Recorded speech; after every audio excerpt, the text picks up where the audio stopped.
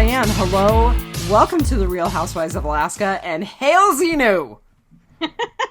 I have watched so much Scientology stuff in the past few years, I'm pretty much operating Thetan at this level. I thought you were going to say you were a suppressive person.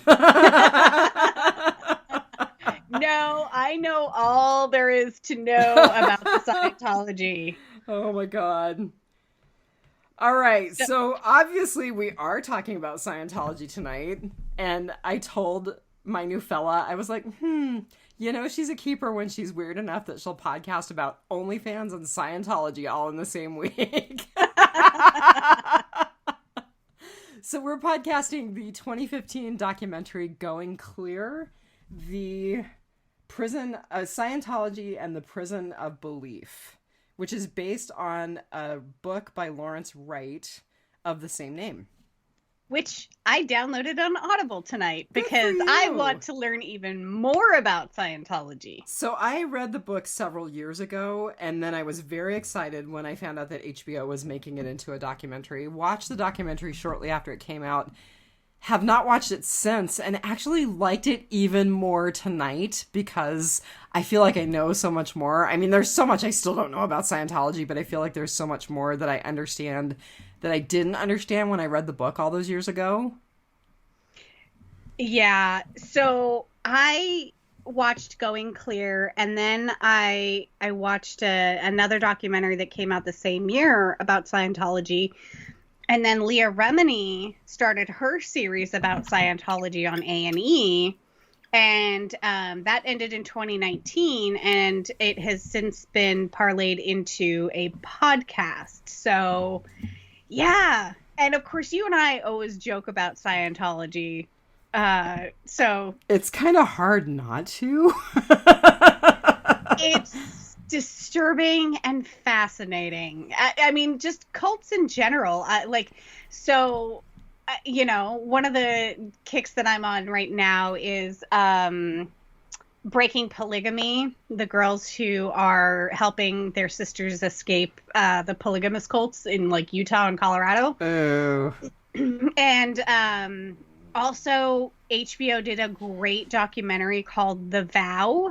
Oh, which I need to, I know, but I need to watch it. I've heard it's really great. Right. And it's about the NXIVM cult. Yes. Which when you watch the documentary about the NXIVM cult, or if you hear any of the podcasts or anything like that, it sounds a lot like Scientology. I think they based a lot of how their cult-like behavior on Scientology's cult-like behavior mixed with like at multi-level marketing scam type stuff. So yeah, I'm fascinated by the stuff. Like, it's crazy. I'm not even sure that I remember when I first became aware of Scientology. So I don't know. I think it's probably when it was kind of a big deal during the Nicole Kidman, Tom Cruise breakup is when it was like, ooh, Scientology. But do you remember, like, in the late 80s, early 90s, seeing the commercials for Dianetics? I vaguely do. So I have this clear picture in my head of the commercials for Dianetics, and part of the commercial is like this like totally late 80s, early 90s computer animation of a volcano exploding. And of course that completely ties in with the belief that Xenu took all of these beings, to this planet, what we call Earth. The prison planet. Right, and totally dropped hydrogen bombs in volcanoes and like made them explode and like killed all of these, and now they're Thetans, and so like I have this clear picture of the Dianetics commercial and the volcano, and like it all ties in, at this point. So it's just funny. But I had no idea that like the author of Dianetics, L. Ron Hubbard, was the Scientology guy until you like start hearing about, Scientology and Tom Cruise and, Leah Remini and all this kind of stuff. So it's so fascinating. Disturbing. I I think I'll go ahead and give my rating first because I have pushed you, I think, the last couple of times into giving ratings first. So I rated it 4.75 suppressive persons out of 5. Wow. Yeah, I loved the book. I loved this documentary. You know, again, Promising Young Woman, Hail Satan are 5s out of 5s. I'm not quite sure it's a 5, but it's pretty high. Yeah. Yeah. So, I hadn't watched it, I think, probably since, probably 2015, 2016. And having seen everything that I've seen since, I feel like this could have been a 3-part series or a 4-part series, like HBO just did the QAnon one. That was like 6 parts. Legit. It totally could have been. Yeah. And so I gave it a 4.25 billion year contracts. So that is that a B? That's a B. It's a B. Yeah, that's a solid B. Yeah. It actually inspired me to start rewatching the Remini series, and I didn't realize, because life has been crazy with COVID, that they have since turned the show into a podcast. So I might actually look for that, although I'm so backed up in terms of not listening to podcasts and still not having watched shows that I need to finish. And yeah. Well, so I did finish the book by Damien Eccles on Audible, which was a great book. It was, and I started listening to Devil's Knot. Oh, okay, which was also a great book. It's like the way that it's read on Audible, I think by the author, is like very dry and procedural. That is one thing about audiobooks, is sometimes a great book can be ruined by the person who reads it. Yeah, I mean, it's almost like it's a readout of a court statement or a police file. Are you not very far into it? Is there a chance that it might get better, or are you like, no, not going to do it? Yeah, I think I probably, now that I've downloaded Going Clear, and it's 17 hours, and now I have 35 hours of Leah Remini's podcast to listen to. I don't think I'm going to get back to Devil's Knot. I watched the movie. I'm good. And see, I have not watched the movie, but I read the book, which is kind of like watching the black and white, I think, maybe, sort of. I'm not really sure. Unless it's the Snyder Cut black and white. Oh my God, we are so awful. Okay, I told you I was cutting us off at 10 o'clock, so we better, get on it. Okay, I've got some... because I'm drinking out of a fishbowl again. Oh no, are you really? I am. So I bought 2 mango pineapple smoothies from McDonald's tonight, and I like to mix them with vodka. Yeah, so I'm going to tell you that Lisa and Jill laughed at you that you do that. So I don't have a vessel that is large enough to contain both drinks with vodka, except for the fishbowl that I bought for the podcast that I was drinking out of. And yeah, so now I just drink out of a fishbowl. Oh my God. All right. Yeah, we really better finish by 10. Okay, so numbers. I'm going to start with some numbers about awards that this movie has won. So it was actually nominated for 7 Emmys. It won 3, including the Best Documentary for the Emmys in 2015. It won a Peabody Award. It won Best Documentary Screenplay for the Writers Guild of America in 2015. It is the second most watched HBO documentary of the past decade, and it had 5.5 million views within the first month of its release on HBO. Wow. Which is big for a documentary. That is. Apparently, when it premiered at the Sundance Film Festival in 2015, it was basically standing room only, and people had a hard time getting tickets. Wow. Right? So, okay, so not to get off the Going Clear thing, but I was actually just looking at Leah Remini's awards since starting her documentary, or starting her series about Scientology. And so it won an Emmy in 2017. It was nominated for an Emmy in 2018. Won an Emmy in 2020. It was nominated again in 2019. I mean, AFTA's IDA Documentary Awards, TAC Awards, like it's won and been nominated for so many awards, and so has Leah Remini and Mike Rinder. Thank you. I keep wanting to say Rindell. I don't know why. Yeah, so there's a lot of interest behind Scientology, so it doesn't surprise me that the documentary won that many awards. I did also want to give a couple of numbers just in terms of like critics' reviews. So it has a 94% on Rotten Tomatoes. It has an 80 out of 100 on Metacritic, and it's an 8 out of 10 on IMDb. So it's pretty highly rated. Yeah. I just love this.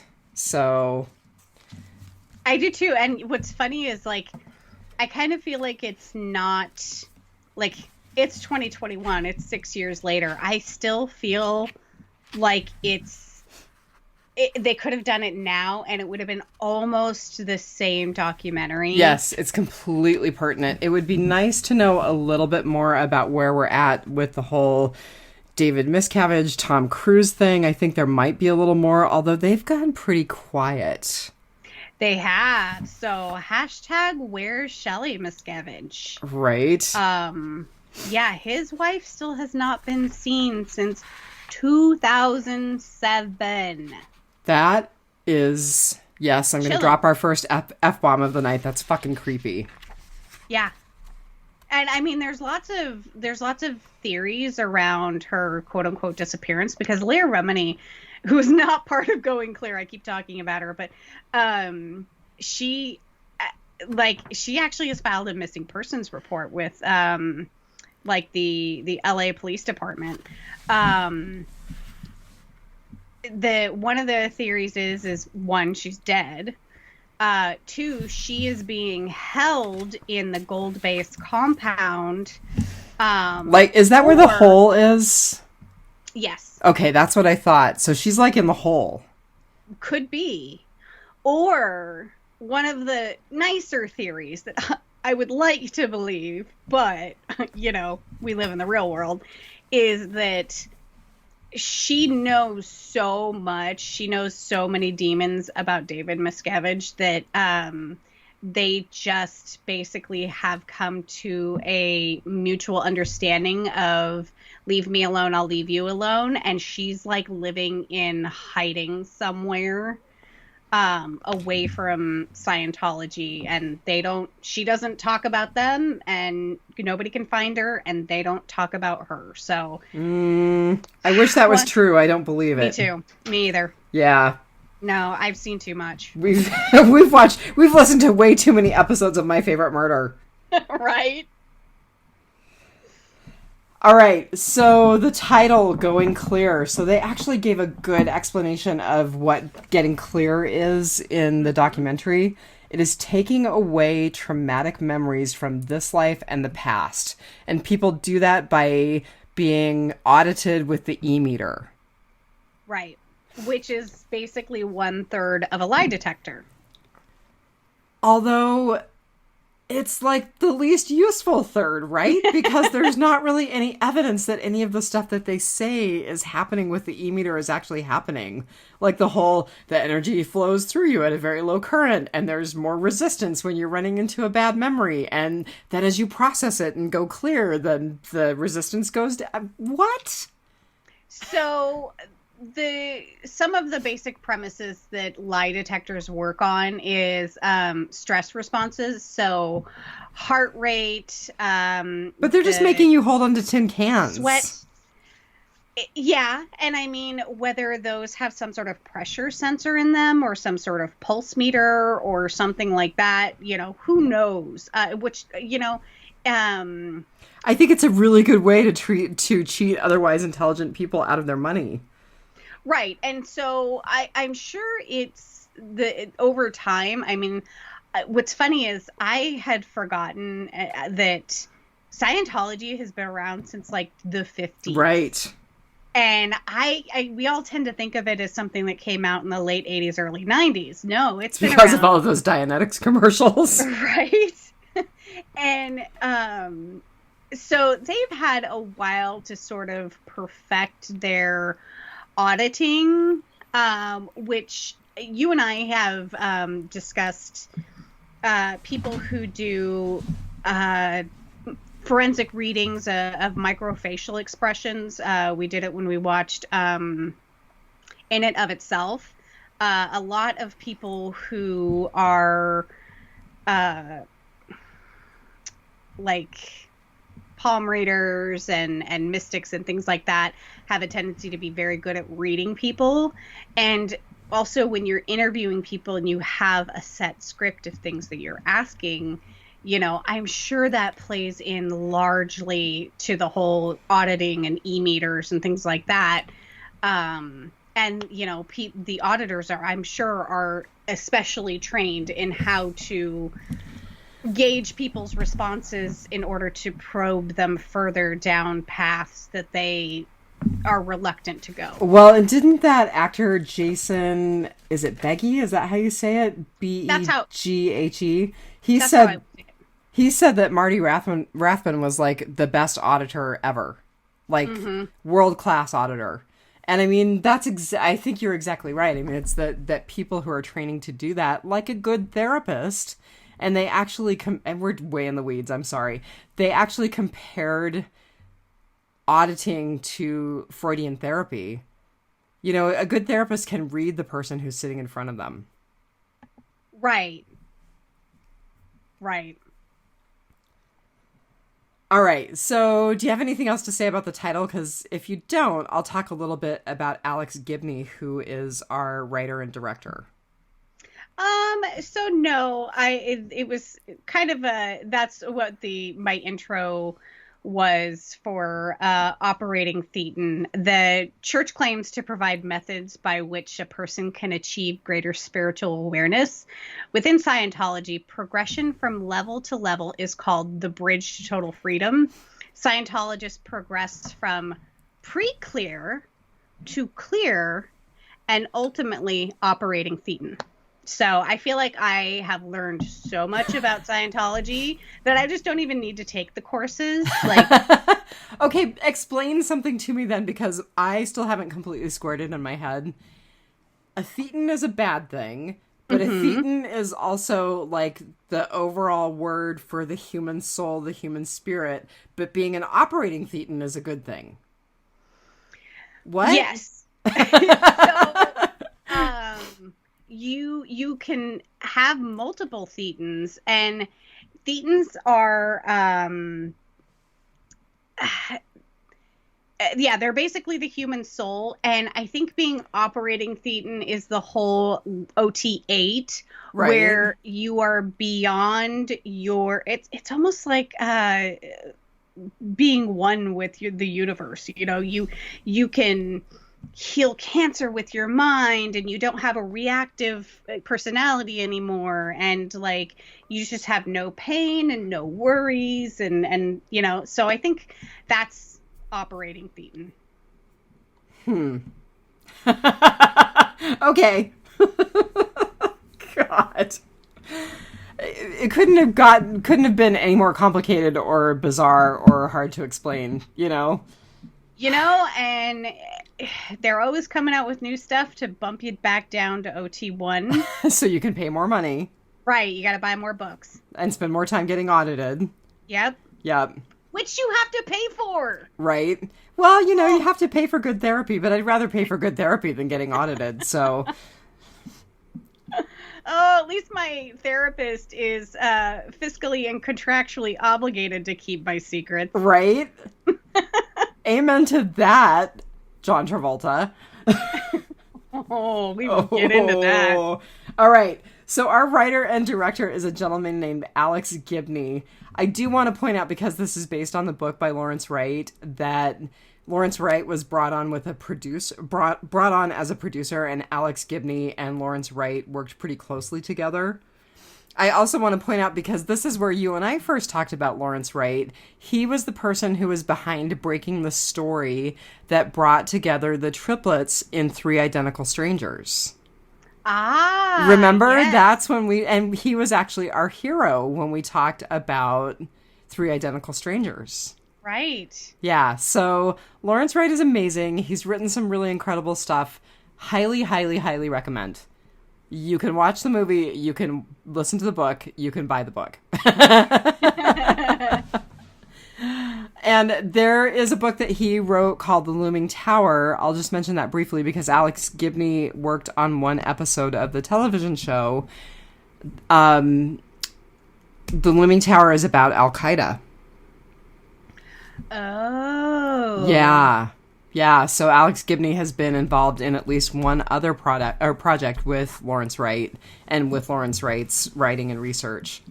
And Lawrence Wright is a pretty humble guy. I mean, he started out as a journalist in Texas. I know I'm supposed to be talking about Alex Gibney, so I will. So I'm going to click on his IMDb page because I'm trying to be better about not writing notes and keeping tabs open. I was telling Marnell that earlier. And I'm just going to talk about some of his director credits. He has done quite a bit of work, but I'm just going to talk about him as a director. And I'm trying to scroll up to him just as a director, and there's so much. Yeah, oh my goodness. He's been a producer of a ton of stuff. I mean, he's directed a lot of stuff, too.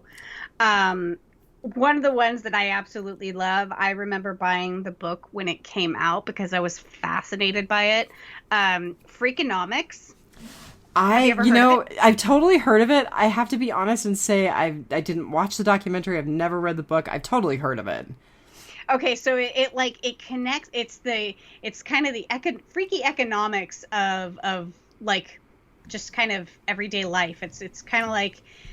So one of the great examples that is used is when we stopped polluting the air with leaded gasoline, when we put regulations on gasoline to make it unleaded, we actually, like, the next generation saw less crime because there was less aggression and mental illness and things like that, and it was they can directly link it to less pollution and lead in the air. And there's like a whole economics and how weird things are connected in our world today. It's the domino effect of putting one little regulation on something, and then like 2 generations later, something else happens. It's the butterfly effect of the economic world. So fascinating stuff. I love it. So this guy has been involved in so much, including that he has 51 director credits, and we're not even going to touch his actor, writer, and producer credits, right? The most recent thing is a thing called The Crime of the Century, which is in post-production. It's a TV miniseries documentary, and it is about Big Pharma and their distribution, their overproduction of synthetic opiates. Oh. Yeah. That may be something that we end up having to watch. I think so. I think we've talked about doing something on the opioid crisis. Well, there was the documentary that I watched a while ago called The Pharmacist that was about a pharmacist who lost his son. That's right. Oh, and it just gives me chills talking about it. So we may have to look at the crime of the century. Yeah. Okay, just a few other things. I think that we have talked about the Innocence Files. For some reason, that's sticking in my head. He has worked on that. And that's funny. I was just looking at the documentary right below that, Crazy Not Insane, which is a really, really good documentary that trended on Netflix for a while, but it's also on HBO Max right now. So, yeah. We're going to go down some bad rabbit holes again, aren't we? I just or some good rabbit holes, as the case may be. It's funny when you start to podcast and link people to stuff that you've seen in the past. He did Client 9 in 2010, which was a documentary about the rise and fall of New York Governor Eliot Spitzer. And so, of course, politics, Well, and now we're seeing some real trauma in New York. New York and Florida. Are you talking about Matt Getz? I am. I saw the funniest headline, and I don't know how we're going to finish by 10 o'clock, but actually it was a meme, and it was like, don't feel bad about your progress in life. It took Matt Getz 38 years to get a high school girlfriend. Oh my God. That is so funny. So here's the thing. We talk about, people talk about Cuomo and you talk about Matt Getz. They are pretty much kind of in the same boat, Yeah, and as much as I am heartbroken for my friend John, who works for Andrew Cuomo, we have to hold both sides responsible. And at this point, they're both only allegations being investigated. So just everyone chill out until, the gavel is pounded. Yeah. Yeah. Okay, let's see. There were a couple of other things that I wanted to mention. So he did a documentary about Steve Jobs. He has done some work for Independent Lens, which is a public television documentary series. One of which I am familiar with, haven't watched, need to watch. It's called Enron, the Smartest Guys in the Room. Mm-hmm. I feel like I've watched that, but it was a little over my head at the time. So he actually, interestingly enough, talking about Andrew Cuomo, did a documentary called Dear Governor Cuomo, which is a protest film aimed at influencing New York's decision to ban fracking. Mm-hmm. Or to adopt it. So, and it's an old enough documentary that I don't know, I should know better, but I don't know if New York banned or adopted fracking. But yeah, so it's just kind of funny that we're talking about Andrew Cuomo and politics, and he also did a documentary about Andrew Cuomo. I wonder if he will end up revisiting Andrew Cuomo in a different way. Freakonomics, it's all connected. Okay, this looks like something that we might think about looking at as well. So he did a documentary called Mea Maxa Culpa. Okay, let me try that again, and I'll pretend that I actually speak. That sounds amazing. I was just going to say, let me try that again, and I will pretend that I actually speak Latin. Mea Maxima Culpa, which means I am hugely guilty, or I am terribly guilty. And it is a documentary about pedophilia in the Catholic Church. Wow. Okay, so we have been trying to figure out what we were going to podcast because we are so burnt out because of the Snyder Cut. We're still burnt out because of the Snyder Cut. We are still burnt out. I'm sorry, Phil. We're still burnt out because of the Snyder Cut. I am still drinking from a fishbowl, Phil. So we were trying to find documentaries that weren't 2.5 hours long. Well, one of the ones that I wanted to do was actually the movie Spotlight. I don't know what that's about. Oh, it is about the newspaper, the Spotlight, that broke the Catholic Church pedophilia scandal. Yeah. It's an amazing movie. It's got Mark Ruffalo. And I love Mark Ruffalo. Yeah. Okay, yeah. So we may have to do that. Yeah, it's 2.5 hours, so I was trying to be nice to us. I told you, again, we're going to have a horrible time cutting ourselves off at 10 o'clock, but a friend of mine told me, and I should probably save this for housekeeping, but here we are, told me about a movie called, I think it's called The Sound of Metal, and it's a movie about a heavy metal drummer. It's fictionalized, but it's a movie about a heavy metal drummer who loses his hearing. So it has the guy, and I cannot remember his name, from Dead Set. Oh! I messaged you that he was nominated for something here recently. Okay, we're gonna have to, yeah. So that's on the watch list for Rob and I. So, yeah, The Sound of Metal. Okay, I want to talk a little bit more about Alex Gibney, and then we should move on because we really are not going to finish this. he produced a documentary, or directed a documentary in 2007 that actually won the Academy Award for that year, called Taxi to the Dark Side, which I'm pretty sure I have watched it. And it is basically about rendition, about torture and interrogation during the Afghanistan war. Mm-hmm. God, that feels like a lifetime ago. I know. 2007 feels like a lifetime ago. Yeah. Yeah. So, Alex Gibney, incredible. And in 2010, I forget which publication did it, but basically an author in a very well-known publication was like, this guy's one of the most important documentarians of our century. It was probably Rolling Stone. Probably. I'm going to give you the credit because I didn't save the article. I'm thinking that because a lot of the stuff that I have looked up for a lot of the documentaries that we have done has been already had a story in Rolling Stone. And of course, now there's the big controversy surrounding Rolling Stone magazine. What? I've lived under a rock because I've been pursuing other aspects of healing. Apparently, they support the Saudi family, the Saudi prince MBS. Oh dear. And that just flies in the face of Jamal Khashoggi. Right. Absolutely. Yeah. So there have got to be a lot of really ticked off journalists who are like, Rolling Stone, bye.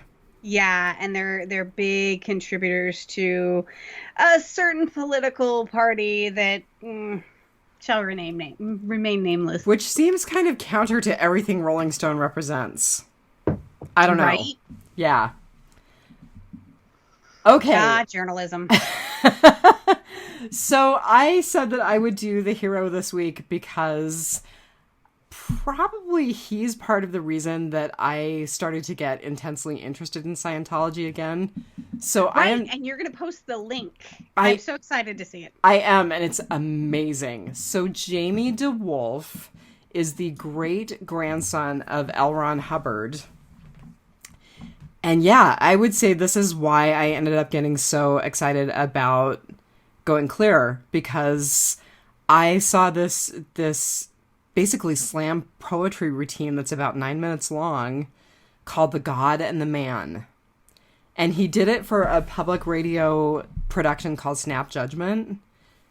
And it basically is this slam poetry thing about figuring out that he was L. Ron Hubbard's great-grandson and how L. Ron Hubbard completely was damaged and damaged the family. And he actually talks about L. Ron Hubbard saying, if you want to know how to get rich, start a religion.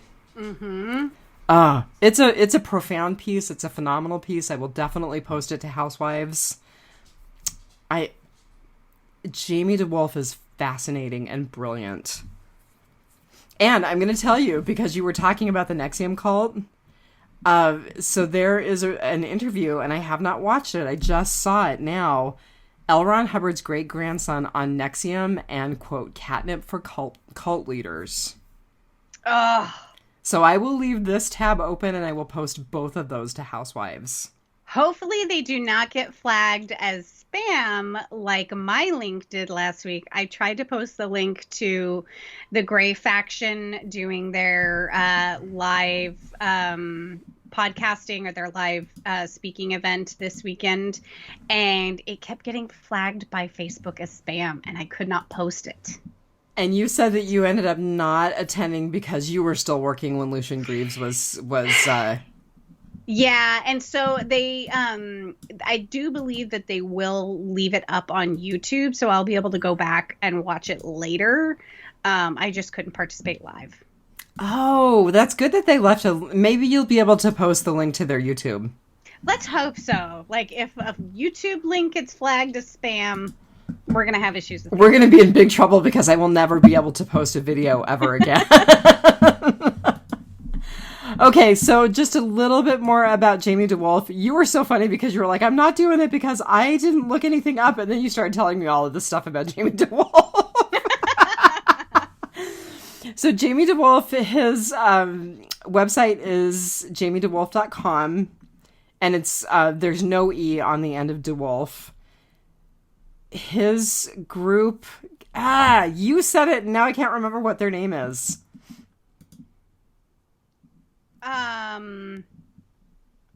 Tourette's Without Regrets. Yeah, Tourette's Without Regrets.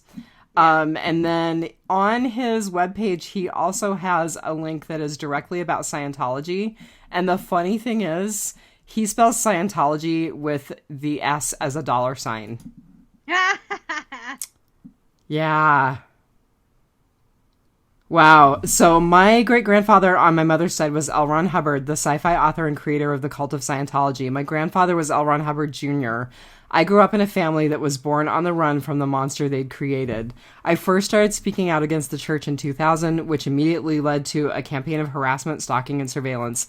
I haven't stopped talking since. The cult of Scientology is far more dangerous than many understand. It's mutated into a criminal enterprise.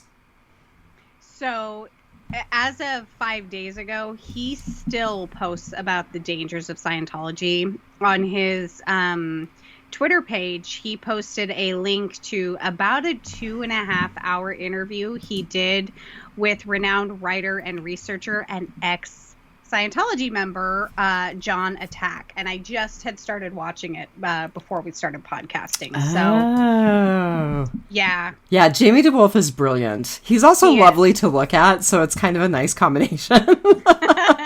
So I'm going to share this quote because he has this at the top of his page about Scientology, and it's actually from The God and the Man, the thing that he does about L. Ron Hubbard.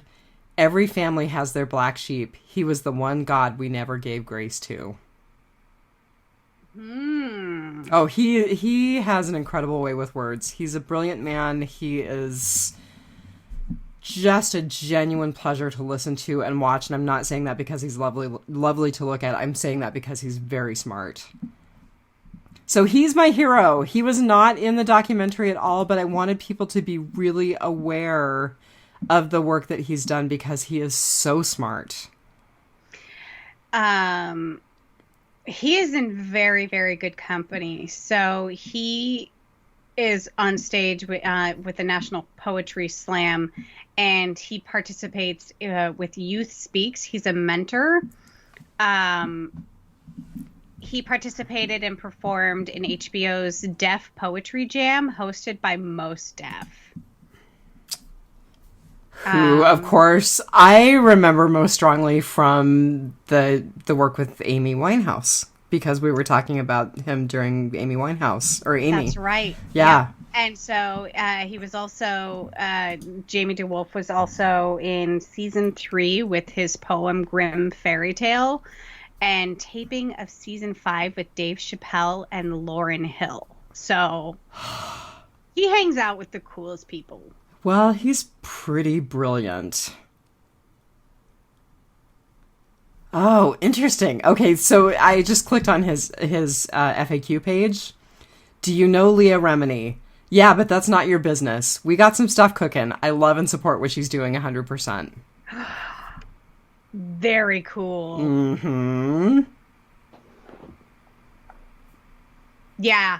Oh, man. I love her show and her, and I mean, I'm on like episode 3 of the first season again. Like I said, I've watched it before, and they actually had to stop doing an interview because the woman that they were interviewing and Mike broke down sobbing so hard in the middle of the interview. Oh my God, that's heartbreaking. Everyone is still so traumatized by what happened to them and what they did. Mm-hmm. You know, the things that Mike owns up to is just, You know, there's a scene in this documentary where Marty Rathman is talking about it's toward the end, and he's talking about still having tremendous guilt and tremendous shame about having been a part of the system for so long. And that broke my heart because, you know, I mean, as someone who's getting out of a marriage that lasted so long, when you think about a huge chunk of your life with so much pain and regret, it's heartbreaking. Yeah. Okay, one more thing about Jamie DeWolf, and then we're going to keep charging forward. All right. So this is also on his FAQ page. What do your tattoos mean? As someone who has tattoos, I love this answer. Each one has a purpose and a story. Some of them are stupid. 21-year-olds shouldn't be allowed near a tattoo gun. Yes, the triangle is the Scientology symbol. If you look closely, it's been altered to say SP. Look it up. Huh.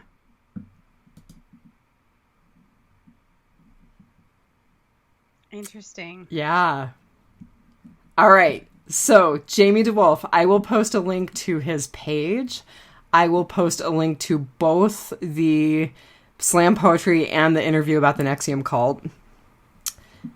So there'll be a few things up on Housewives, and I'll try to do that tonight. I might leave the tabs open and do it tomorrow, but I'll get it done.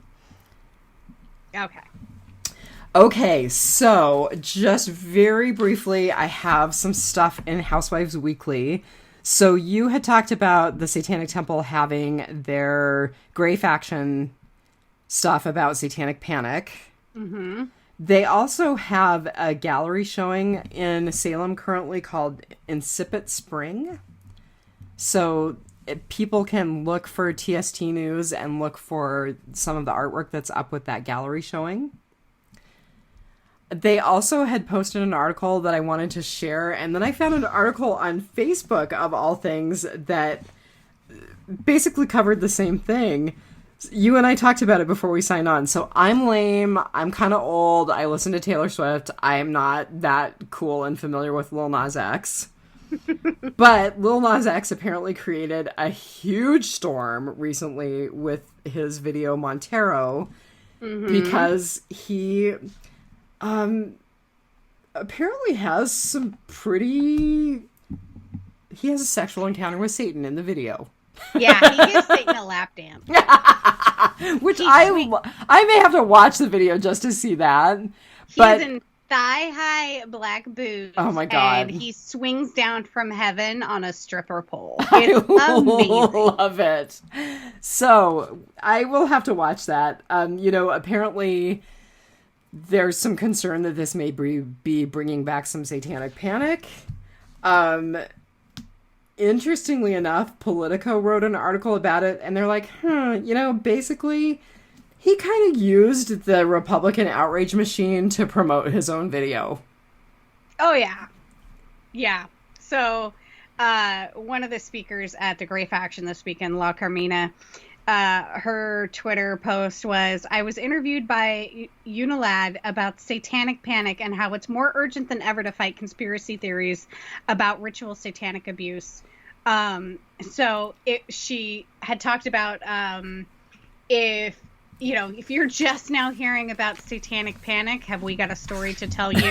Right. Sit down and listen. We start at Little Nas X and we go all the way back to West Memphis 3, so which we talked about. So, yeah, it's funny that how everything kind of comes back in style again. Yes. Mom jeans and Satanic Panic. Who would have ever thought? That's funny. It's not funny, but it's funny. Yeah, no mom jeans. Mm-mm. It's funny as long as people are just going crazy about a rapper's video and not putting innocent men in jail for half their lives. Right.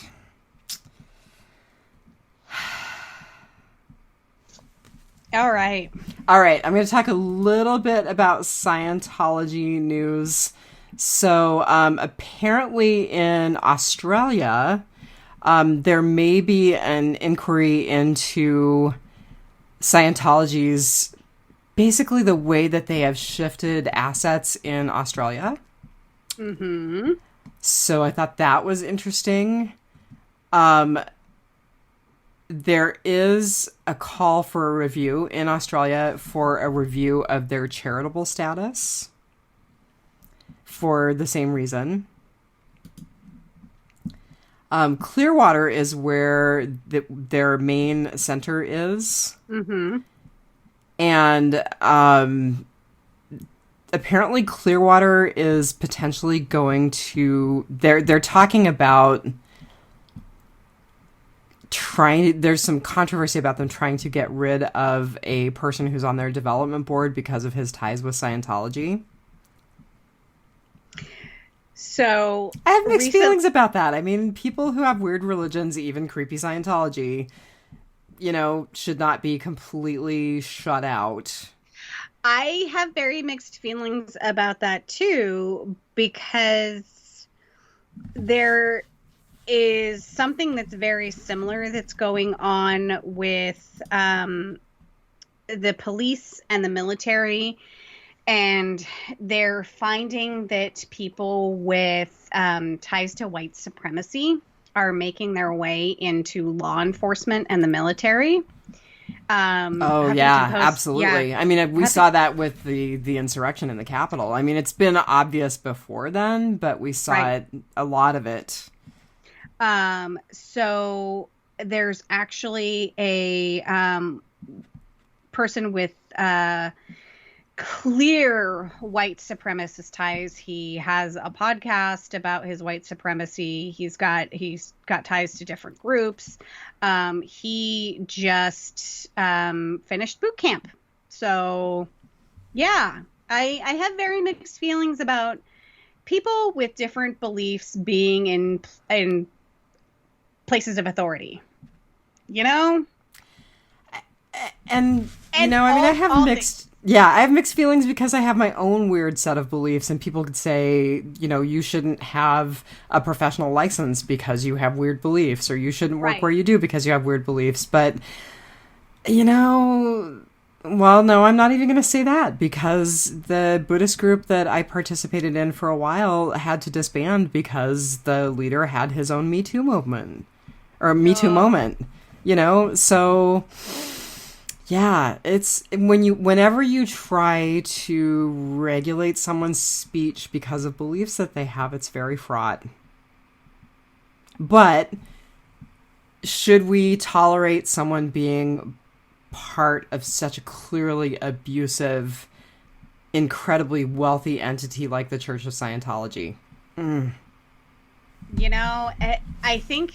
And let me be absolutely clear. I believe this for many beliefs and religions, not just Scientology, not just white supremacy. I don't think anybody who has fundamentalist Christian values should be the head of a hospital where they can deny care to people that don't believe in their God, or things like that. Amen to that. I actually work at a facility where we are not allowed to place IUDs because of someone's belief system.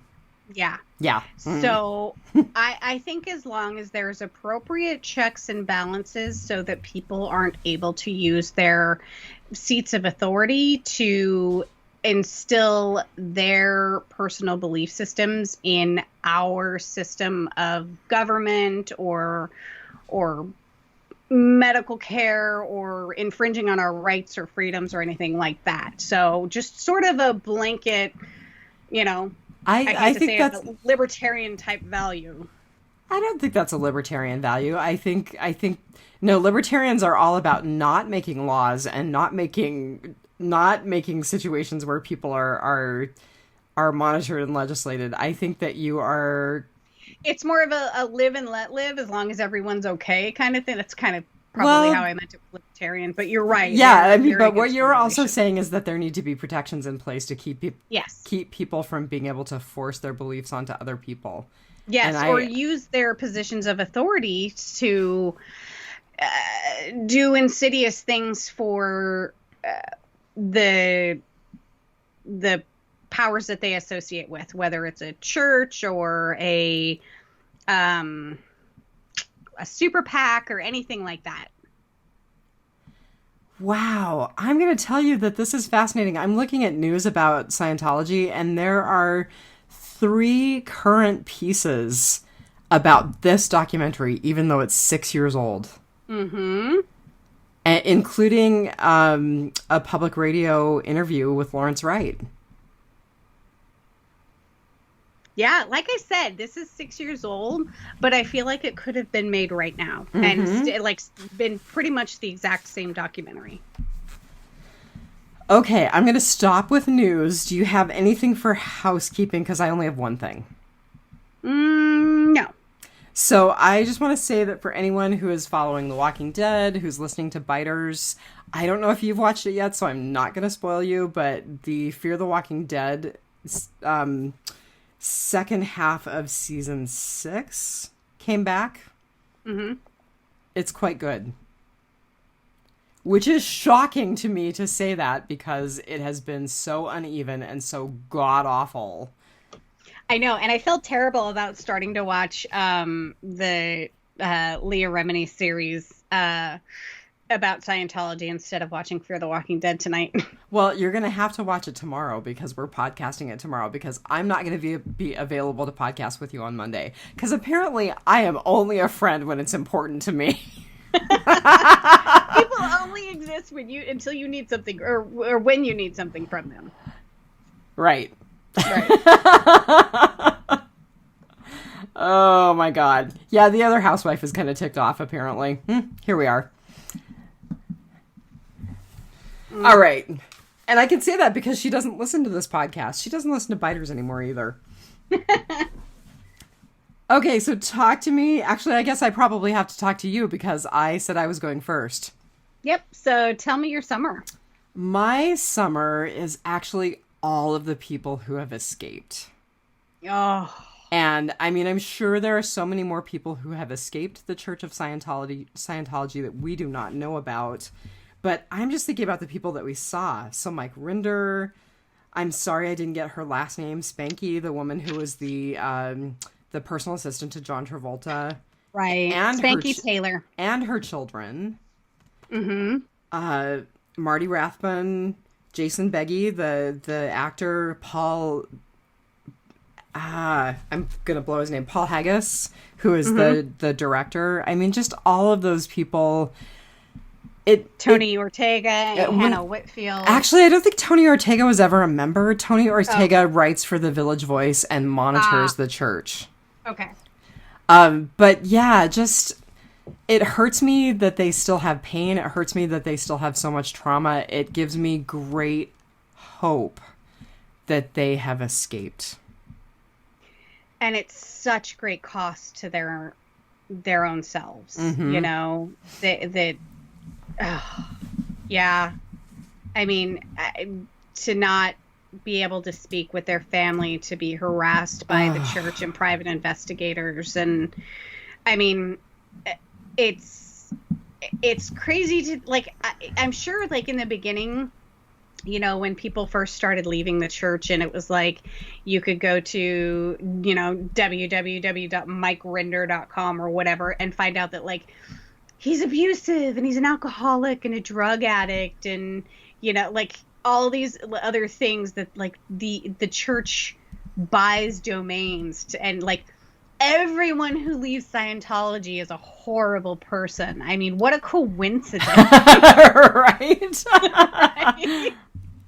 There was like, it's funny, and I keep talking about her, but Leah Remini starts out all of the shows reading the church's statement that they release about the people when they leave Scientology. And so the first episode is she starts off the episode reading the statement for when she left Scientology. And then the second episode is Mike Rinder. And the third episode is, you know, whoever else they're going to interview on the show.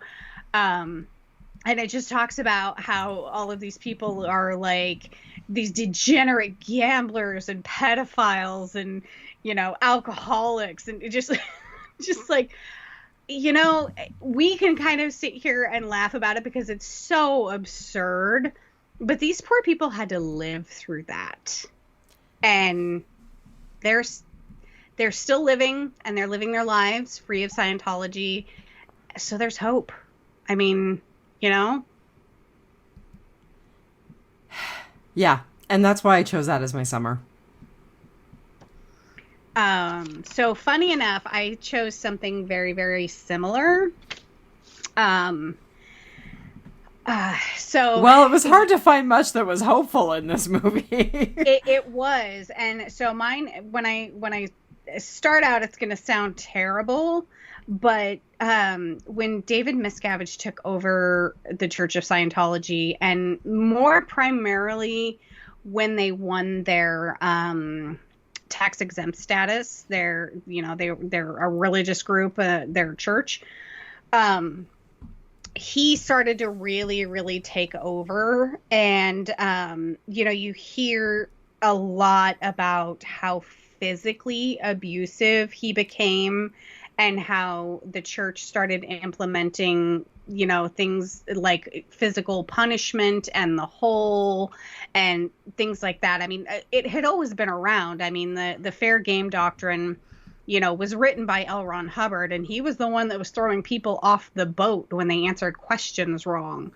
But when he put Mike Rinder and all of the other people who were Sea Org executives, the top of the tier, the closest to L. Ron when he was alive, and David Miscavige when he rose to power, when he started putting people like that in the hole and torturing them, I think it kicked off their exodus of the church, this mass exodus of high level people.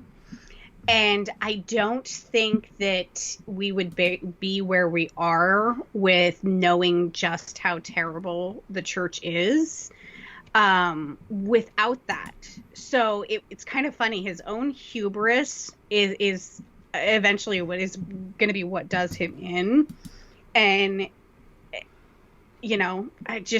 if he had just let all of the Sea Org execs, write out their terms and slowly dissolve them instead of, putting them all in a room and forcing them to play this horrible game of musical chairs, and beating them and,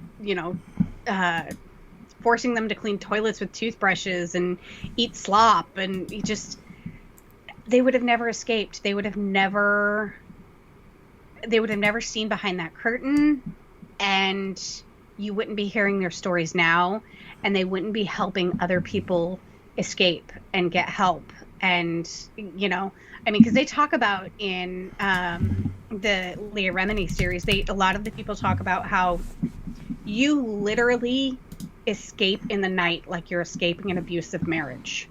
You walk out the door, and just like Spanky, she literally called someone, the only person she knew who wasn't in Scientology, and that person picked her up and they sped away in a car with the doors locked with people chasing them. Right.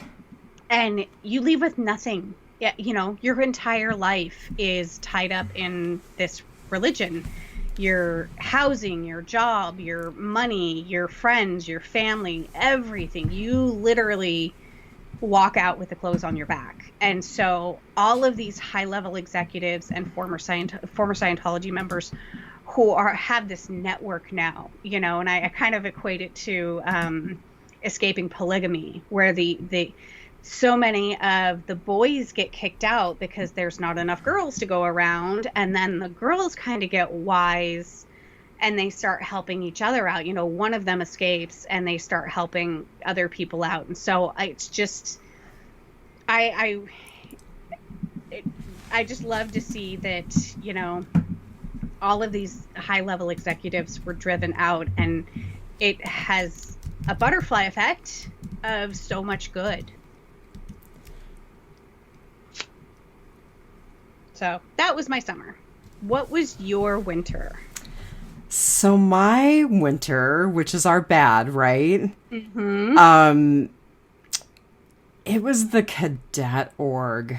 I had forgotten all about that, and it was actually the part of Scientology where they take children and separate them from their parents. Mm-hmm. And that's where Spanky's kid got separated from her, and when she found her kid when she was trying to escape, her kid was like horribly sick, covered in flies, her eyes were infected and matted shut. It broke my heart. Yeah.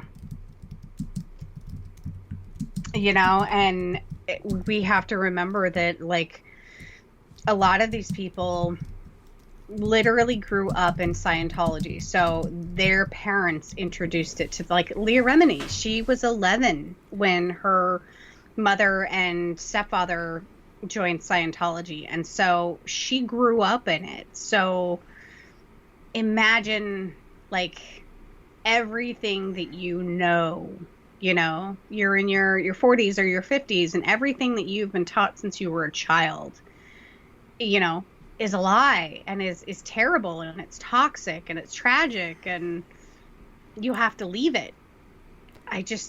Yeah. And so Leah Remini does talk about, growing up in the cadet org. So, yeah. And they basically use those kids as slave labor too. They actually made that point in the documentary about that people who are in Sea Org make 6 to 40 cents an hour, and that the kids in Cadet Org are basically free labor. Yep. And they don't even go to school. Like, they don't have high school educations. So one of the things that I've learned about Scientology through the podcasts and the articles and the other shows and documentaries is it takes about $250,000 to $300,000 to be a Scientologist, because of all of the auditing you have to purchase, the books you have to buy, the classes you have to pay for, and those are kind seminars. of the low-level Scientologists, right? Those aren't the people who are getting what is now described as constant pressure to donate huge amounts of money. Right. So I think Mike, I think he went to OT7. He might have been OT8. I don't think he was, though. I think he was OT7. I think Leah Remini only completed OT3 or 4. And you should see, she has kept all of the stuff from, and she has like a room in her house that has just floor to ceiling shelves of books and pamphlets and DVDs and CDs, and just because, kind of like other churches will do, as soon as people, you'll graduate from 1 and you're at 4 or whatever, and then they find previously unfound writings that are now included in the teachings of level 1 that you have to then go back and do. Yep. How convenient is that? Buy the book, take the class, and she's like, nobody's cracking open the Dianetics book from 1952 and comparing it to the one today, word for word. So, of course, that you're going to buy all of this stuff. And so it's such a weird mix of like slave labor who makes pennies, but then they also have to buy hundreds of thousands of dollars of material and classes and books and these, I have no idea how anybody making 3 to 40 cents an hour, working. And at one point, I don't remember if it was in the documentary, if it's in the show, there was one person who said when she was basically in the hole, she would literally work 30 hours on and 3 hours off. Ugh. So I'm thinking about the guy, and I wish I'd written down his name, who said that, he'd basically made just an insane amount of no money. And I thought, now here's this guy who looks like he's probably in his 50s. How the heck does he have a life and a job? And how, Yeah. I mean, I can't imagine escaping a cult like that has encompassed your entire life and everything and then having to go and make a life after that. Not just like mentally you have to move on, but like financially and education and knowledge wise, because they're not supposed to read anything outside of Scientology. Because you don't want people to learn that that what you're doing is bizarre. So you control what they read and what they're exposed to. Right. Speaking of everything that you read and being exposed to and being raised in Scientology, so my winter was the statement and this is repeated a couple of times in the documentary and throughout, learning about Scientology. Everything good that happens to you is Scientology. Everything bad that happens to you is your fault. That is so toxic. And that is so, I mean, there are a lot of Christian churches that say the same thing. Yes, and so the comparison, and again, I'm going to talk about not the movie, episode 2 of Leah Remini's show. One of the girls talks about growing up in cadet org, and she was 14 years old, and the teacher of one of her classes had her stay after, and this guy was married with kids, and the way that she says it, she said, he had sex with me.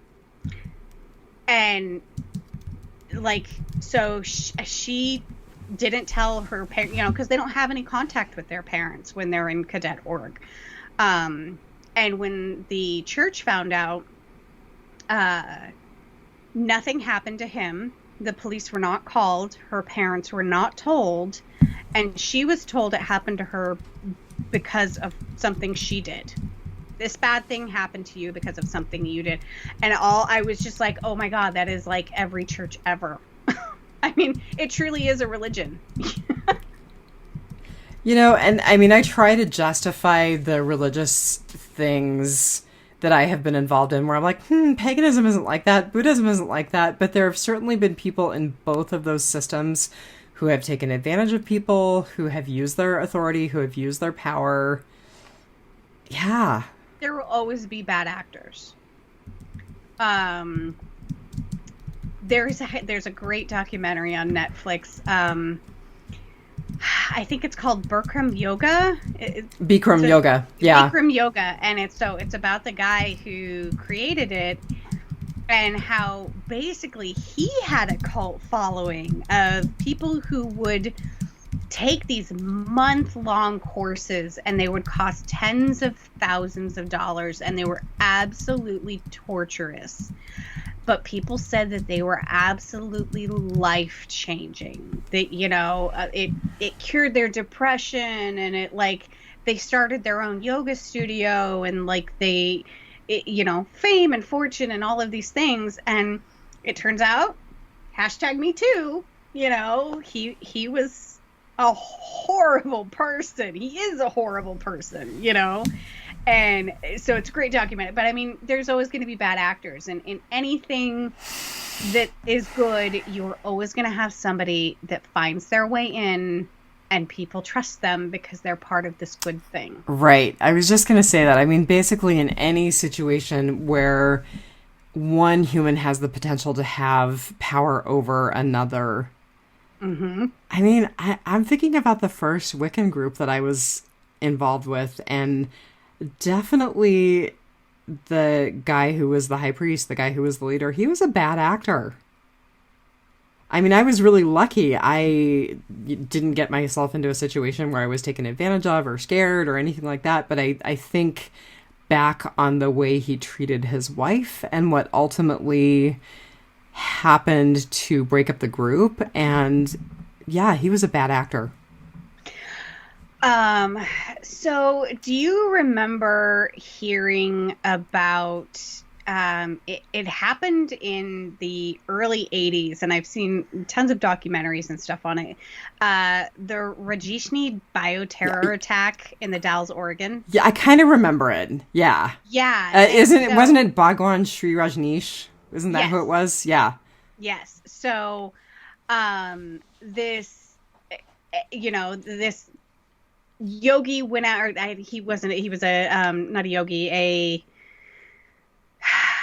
he was a guru, wasn't he? Guru, thank you. This guru, basically started this utopia society in Oregon, and they basically created this town in the middle of nowhere, and there everyone helped their neighbor, and there was no crime, and there was no poverty, and everyone loved everyone, and it was just such a happy place to live. I mean, these people built a mall out in the middle of nowhere, they started to, because they were being discriminated against with the local towns planning and boards and commissions and things, they started to they had enough people to start electing their own people to these boards and commissions in the cities and the towns nearby, so that they could get things like water and power and sewer and things like that to the town that they had built out in the middle of nowhere.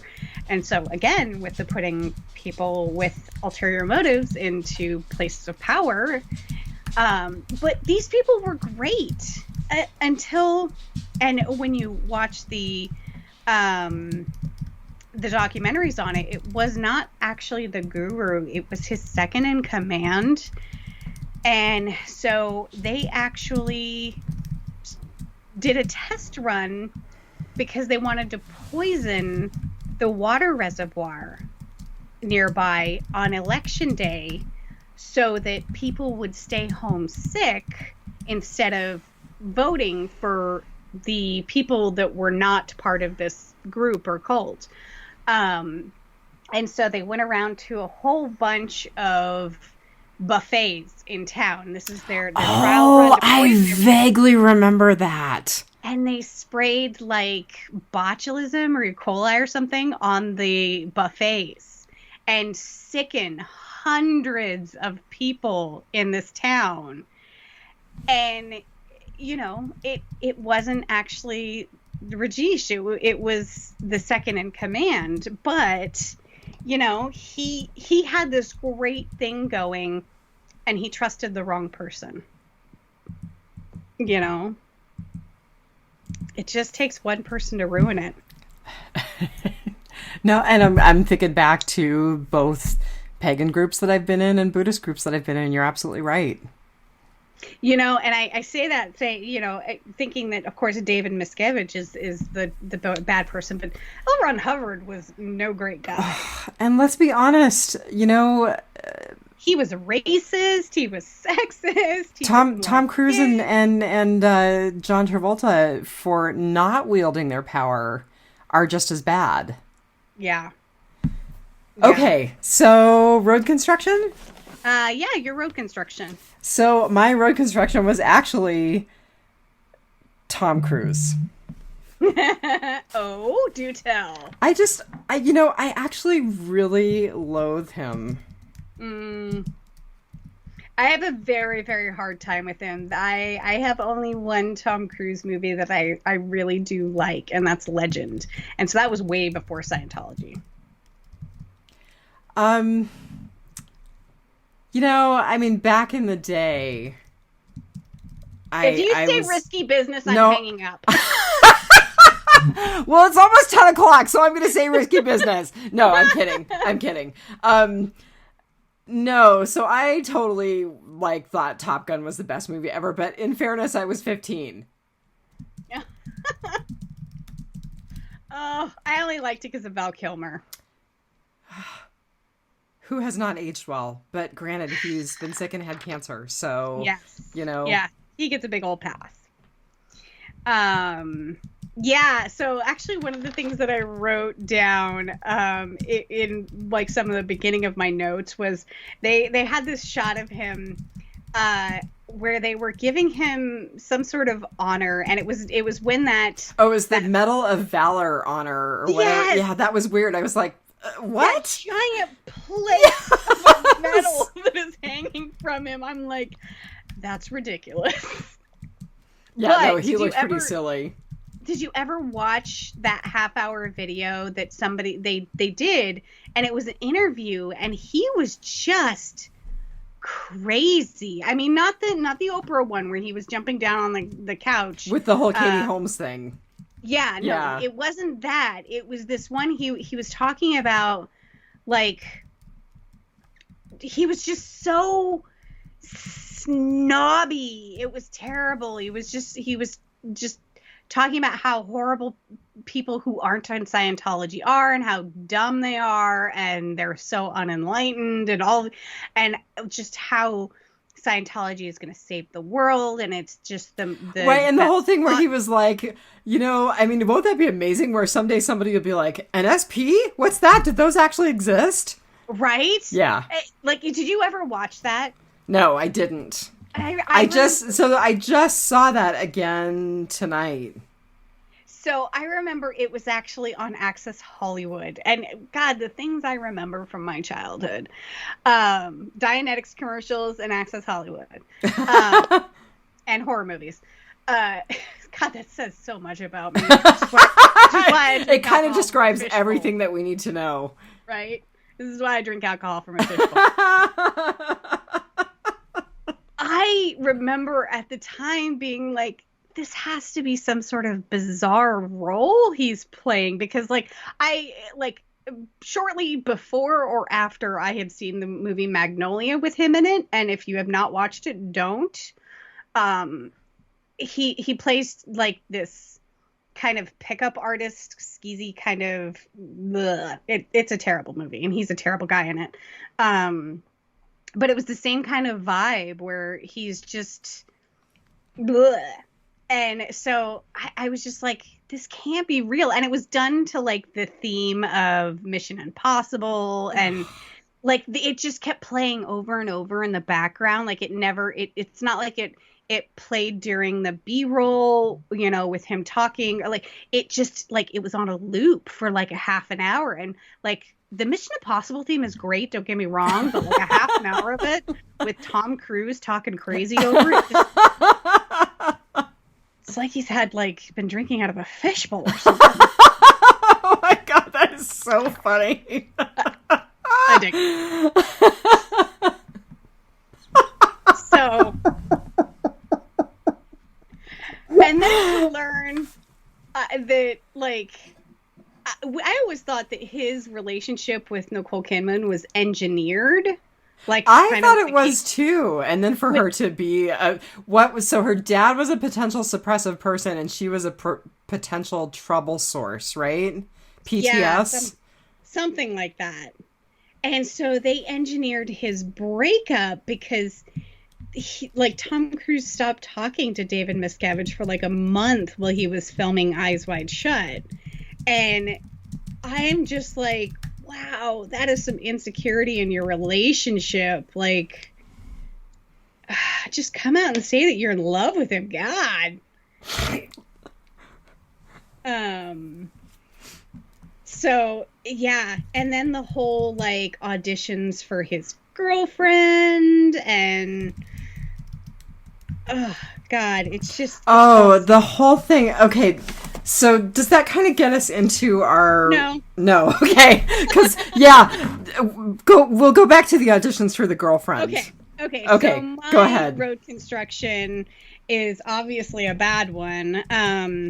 The auditing and how it is basically the confessional, but they keep files on you that can be used against you later. Which we both totally agree is what's happening with John Travolta, right? Right. So here's what I think about John Travolta. He got in on Scientology, and I think he was too far in by the time he realized he probably wanted out. And, he recently, a couple of years ago, lost his son.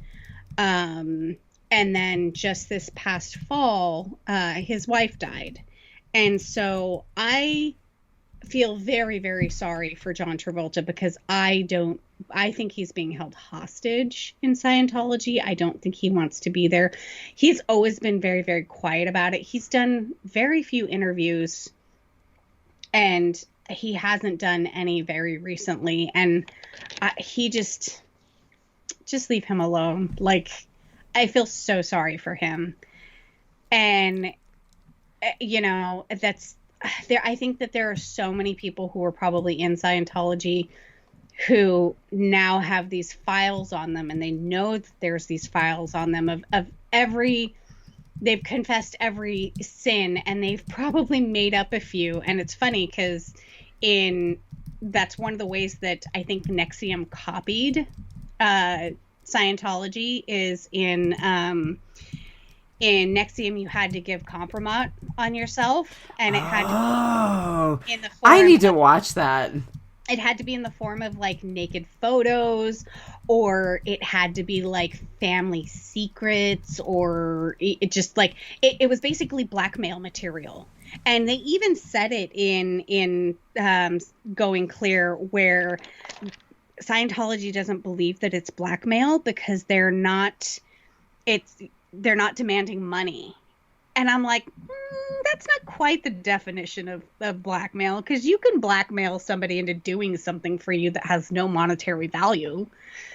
But so I feel sorry for anybody who was like, yeah, let's go get audited, let's go and do this 30-minute thing and just check it out. And, like 6 months later, they're $10,000 in, and now there's this secret file on them, and they've confessed, all of their horrible familial secrets and every terrible thought that they've had. And yeah, I just, the auditing, I'm squeaky on confessional anyway. Like I said, I like somebody who is fiscally and contractually obligated to keep my secrets. So that's why I see a therapist. I actually thought that was a perfect thing to say, because, yeah, my therapist has to keep my records totally confidential unless I am threatening to hurt myself or somebody else. Right. Which, I mean, I do that on the podcast, so.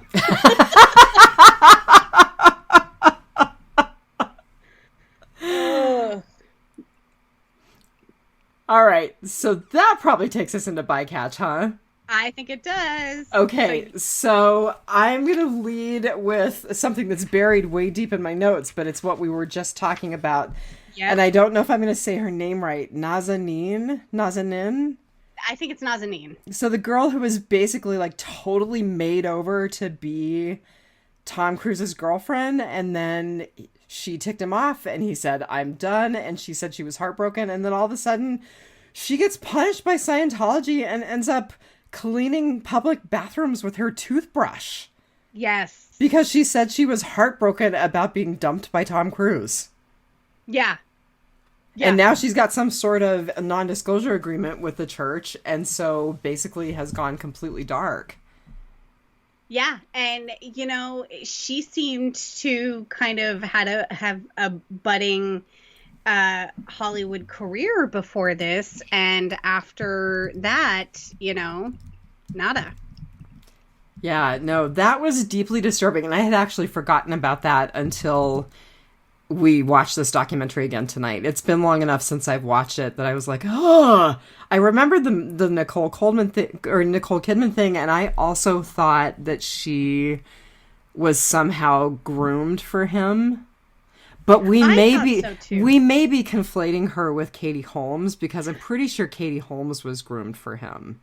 No, so I have seen or read something that talked about the basically the audition of his next girlfriend and the grooming of Katie Holmes, but they also talked about how, because Nicole Kidman wasn't in Scientology and her dad was a psychiatrist, she had to be sort of, finessed into, getting on board with, taking the classes and reading the books and, donating the money and all this kind of other stuff. And I think she was just kind of a passive participant. And I think she got a really big pass about not being active because she was Tom Cruise's wife.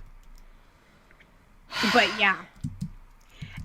So the whole escaping, Katie Holmes escaping the marriage and Scientology is an entire podcast in itself. It is insane what she went through. I mean, if you have ever seen, and did they have one kid together, or did they have more? Suri, right? They had Suri. Yeah. Okay. Just Suri. Okay. I mean, if you've ever seen the movie Enough, with Jennifer Lopez, where she's a battered spouse, and she goes to like great lengths to, you know, get a secret cell phone that she paid in cash for, that she keeps, you know, in a hidden place, and she's got a it's making me think of the Julia Roberts movie Sleeping with the Enemy. Yeah. I mean, it like just so much pre-planning went in, and it was, I mean, it could be made into a thriller movie in itself.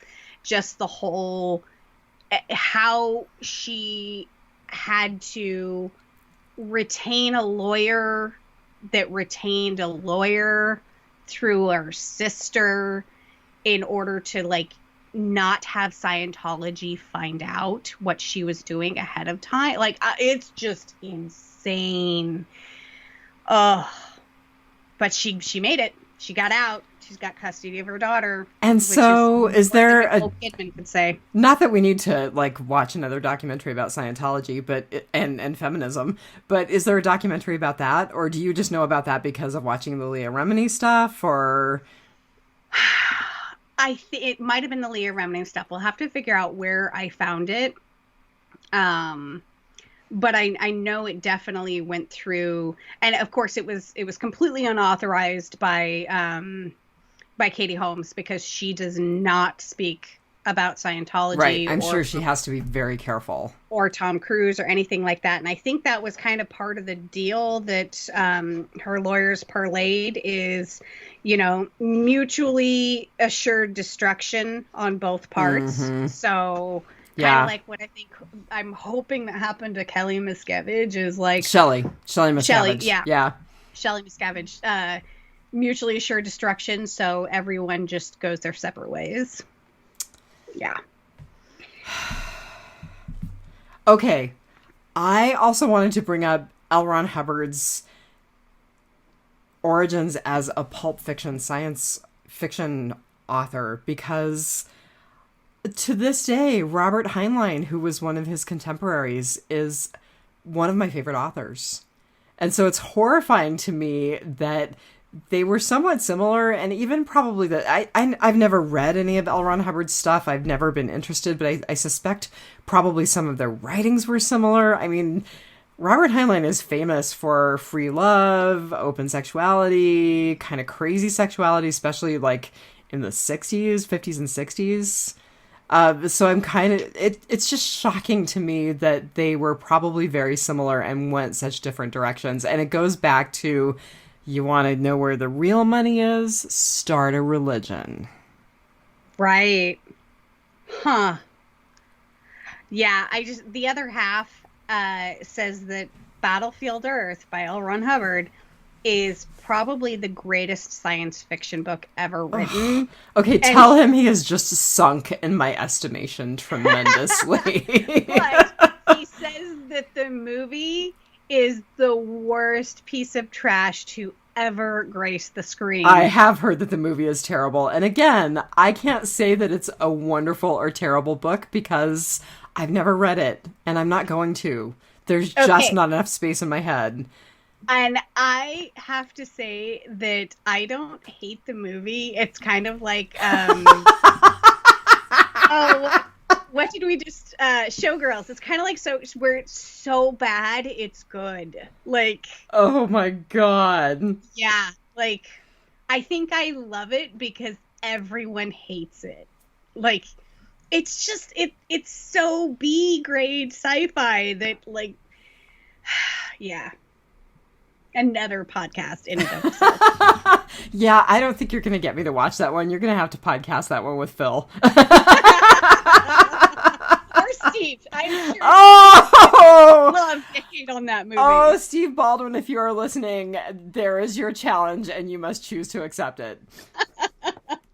Oh my God, that's hilarious. So we talked about this a little when Tom Cruise's like a dinner plate of a medal. The pageantry that is involved in their gatherings.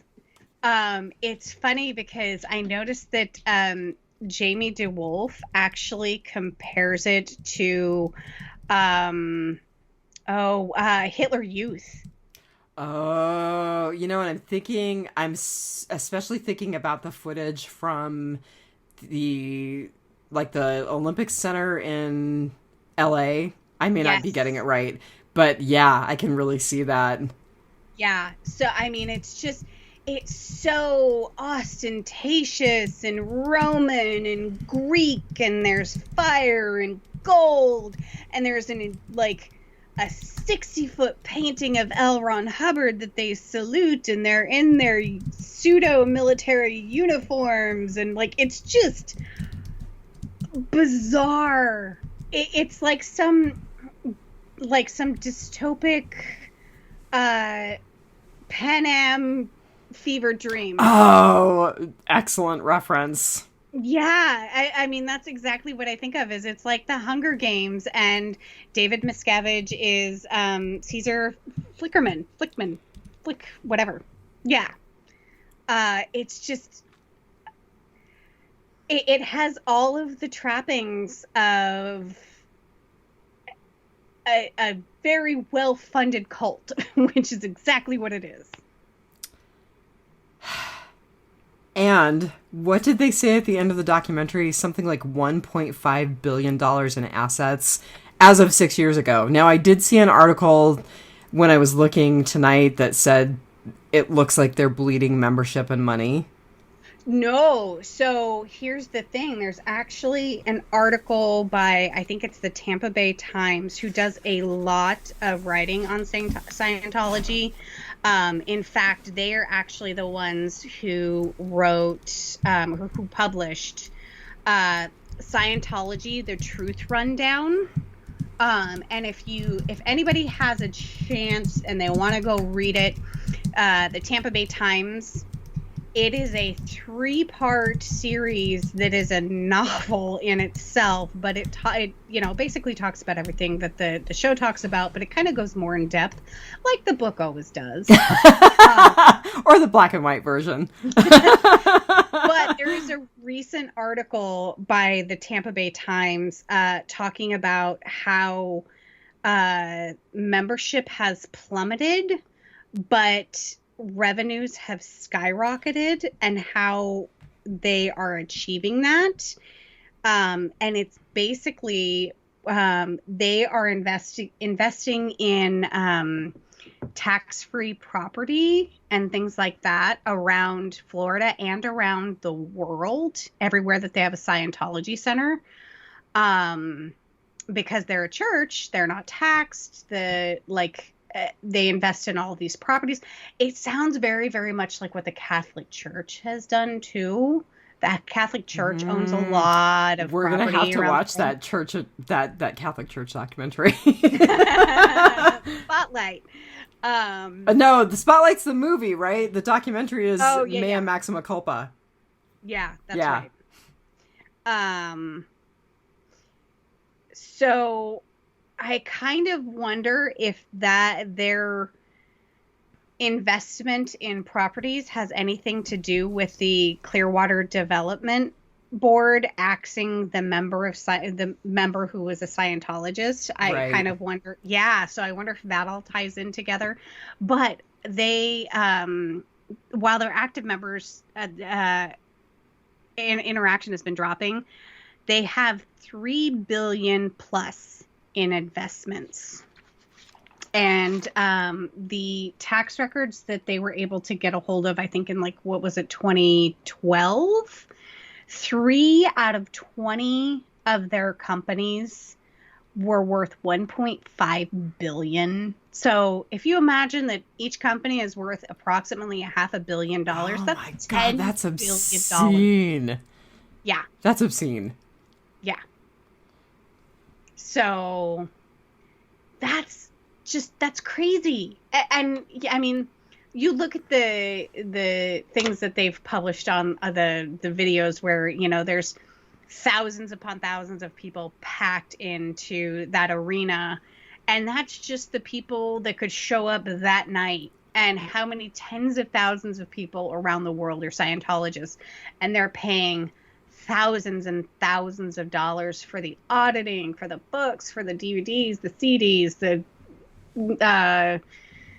the classes and things like that. And then you have millionaires and billionaires who are giving direct payments of $25 million. Right. That's what I was talking about. Right. For the defense funds. I mean, specifically for the defense funds. Oh, man. If you want to make money, start a religion. Right. I kind of interspersed notes about the documentary with notes from the documentary, and I just wanted to say that there was a sustained campaign from the Church of Scientology to block the release of this documentary. Mm-hmm. And they are continuing to fight 6 years later, this documentary.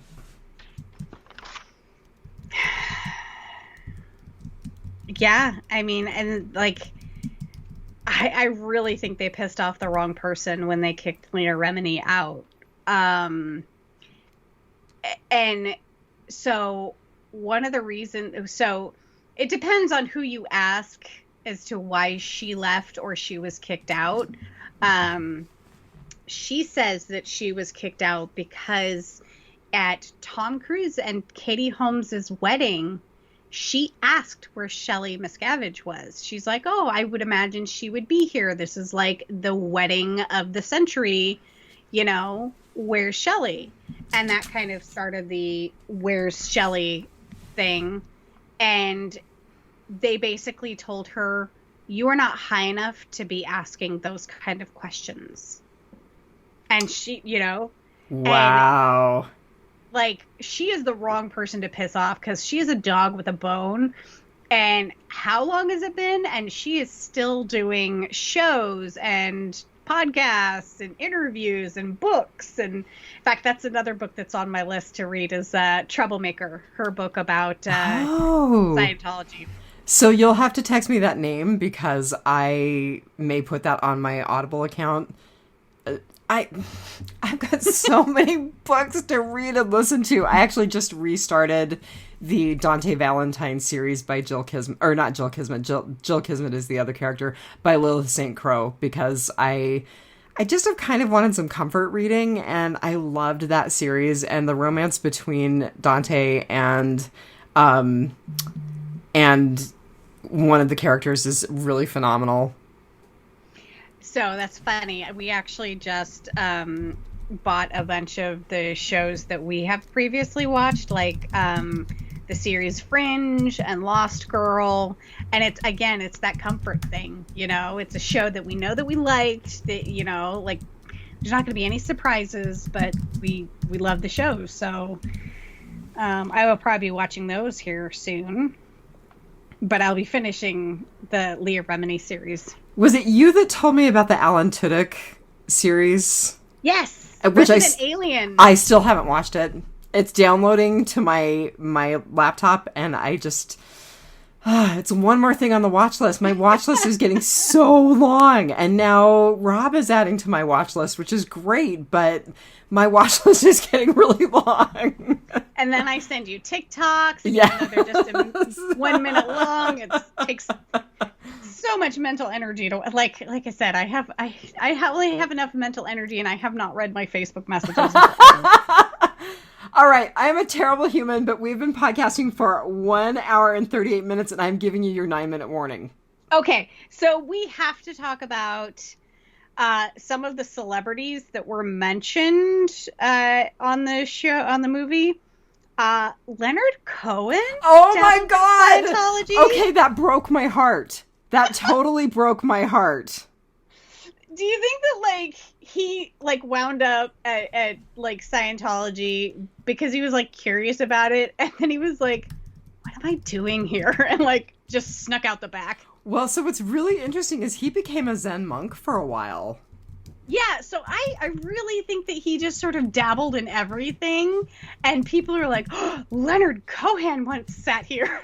Right. And the Grateful Dead, and who else did they mention? Rock Hudson. Yeah. Yeah, but when they mentioned Leonard Cohen, I was like, oh God. Dianne probably died. I did. I actually legit did. I was like, Leonard Cohen? But I know that Leonard Cohen was complex and multifaceted and even had some grief around his involvement in Zen Buddhism. So complex, multifaceted, we can only move forward. We are people with bumps and bruises. Right. And so that's why I think he just sort of kind of like, he kind of investigated everything, and, you know, a lot of stuff he just went, not for me. Yeah. Yeah. Thank God, because I can't imagine the tremendous music that would not have happened had he stayed with the Church of Scientology. We wouldn't have gotten I'm Your Man. We wouldn't have gotten You Want It Darker. He would have done the soundtrack for Battlefield Earth. Oh God, that's horrible. Oh my God, you're a horrible human. Do not do that to my heart. In an alternate universe somewhere. So there is this song that I totally love, that I listen to a lot, that is called Tonight Will Be Fine, that is a Leonard Cohen song. And I actually love the version by Teddy Thompson. I don't love the Leonard Cohen version, but now you just completely fucked it up for me. And this is Real Housewives, so I can say fuck. So I have been wanting to talk about, every time I think of Scientology, I think of the South Park episode that deals with Scientology. And, you know, one of the reasons why I love South Park, the other half absolutely hates it. I love it because they make fun of everybody. So honest to God, that's like the only South Park episode I've ever seen, and I've seen it like 5 times. Okay, Tom Cruise is in the closet. I did the Seinfeld and the Soup Nazi episode. Like, right? It's the same kind of thing. That's the only Seinfeld episode I've seen, and I've seen it like 3 times.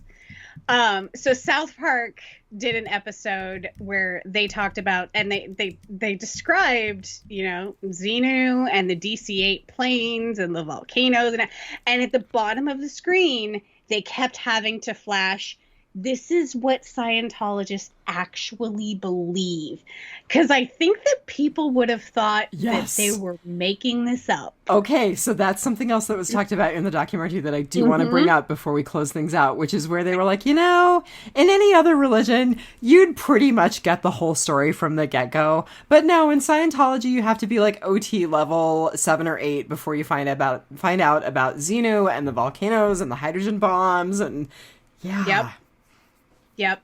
And so and the galactic overlords and I kind of equate it to Mormonism. So you have religions that are thousands of years old, and you're like, oh my God, people used to worship the sky. And I am just going to honestly say, as someone who has practiced paganism and who still has an interest in paganism, right, there are some weird ass beliefs in paganism. Here we are. There are. So you have religions that are thousands of years old. You have religions that are several hundred years old, like Mormonism, where like we look at it now, you know, it's something that's fairly modern, and we're like, that is ridiculous. Like, if there's a great documentary, I think it's on Netflix, it's about the salamander documents. And if you don't know what I'm talking about, you have to look it up. God, I have no idea what that is. Okay, so I'm gonna do the Jamie DeWolf links probably tomorrow, probably not tonight, and you're gonna have to link whatever you just said. Okay, so and you have 4 minutes to wrap it up, so hurry it up. The really short version is the spirit that came to the guy that invented Mormonism was actually an albino salamander. So yeah. Apparently he was taking peyote or something because a salamander talked to him about religion. Anyway.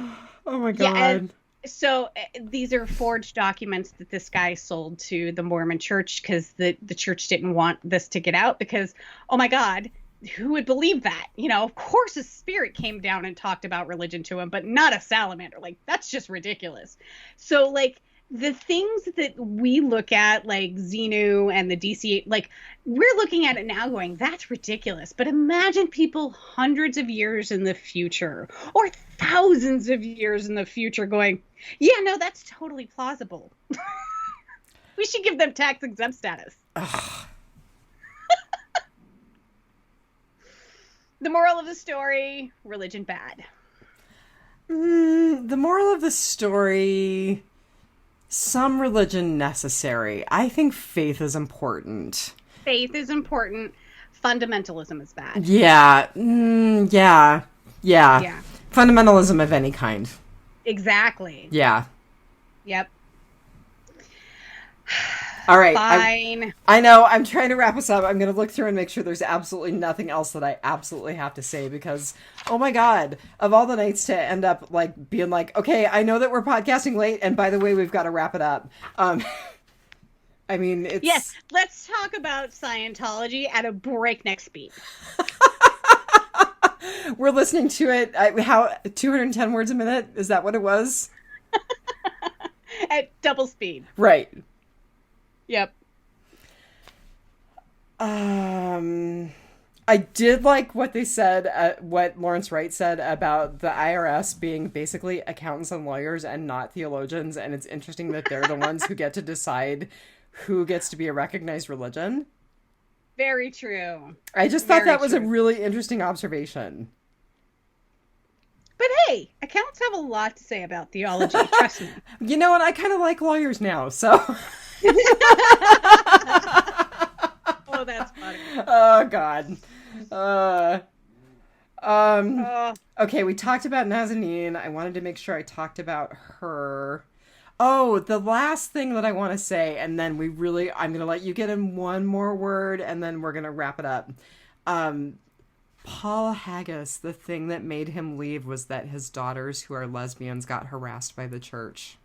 Okay, the last thing that I was going to say is the church's views on homosexuality and mental illness are horrendous, as are many religions' views on homosexuality and mental illness.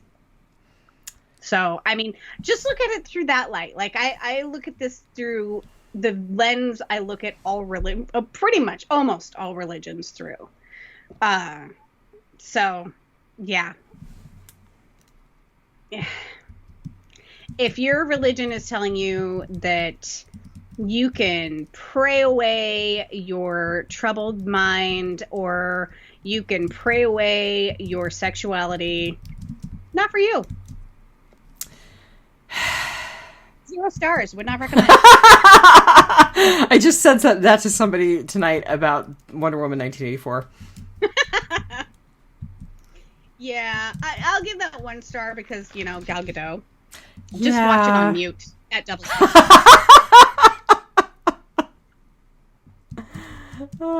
Which is the opposite, almost the opposite of what I do to Aquaman. I watch that on mute at half speed.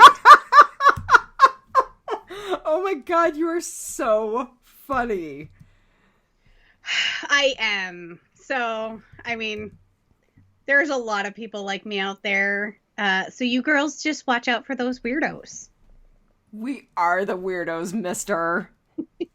Have a good week, everybody. Have a good week.